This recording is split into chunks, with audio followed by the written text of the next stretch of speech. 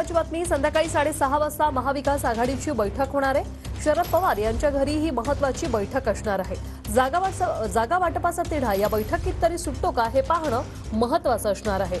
जागा वाटपाचा तिढा नेमका कसा सोडवला जाऊ शकतो या संदर्भात या बैठकीत चर्चा होईल।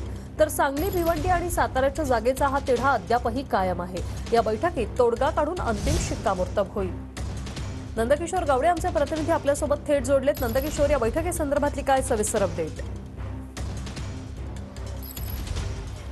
नक्कीच 6:30 वाजता बैठकीला सुरुवात होईल। तिन्ही पक्षाचे काँग्रेस, राष्ट्रवादी काँग्रेस आणि उद्धव ठाकरे यांच्या शिवसेनेतील प्रमुख नेते हे या बैठकीसाठी उपस्थित राहणार असल्याची जी माहिती आहे ती समोर येत असलेली आपल्याला पाहायला मिळते। राष्ट्रवादीकडून शरद पवार आणि जयंत पाटील या बैठकीसाठी उपस्थित असतील।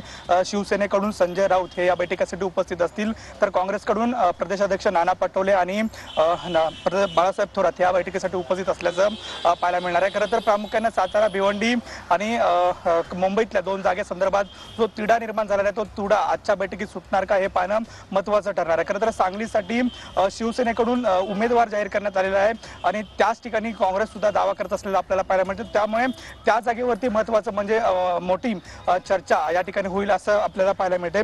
खरं तर मुंबईमध्ये दक्षिण पश्चिम मुंबई असू दे किंवा दक्षिण मुंबई असू दे, या सुद्धा मुंबईतल्या 2 जागा आहेत आणि या 2 जागा ठाकरे गटांनी मित्र पक्षांना देणार असं जाहीर केलेलं आहे। त्यामुळे ह्या जागेबद्दल सुद्धा कुठेतरी जी चर्चा आहे ती केली जाणार आणि या चर्चेनंतर हा तोडगा निघणार का हे पाहणं महत्त्वाचं ठरणार आहे। मात्र 5 जागा आहेत, ती 5 जागांबद्दल आजच्या या बैठकीमध्ये सविस्तर चर्चा केली जाईल। धन्यवाद नंदकिशोर, तुम्ही दिलेल्या या सविस्तर माहितीसाठी।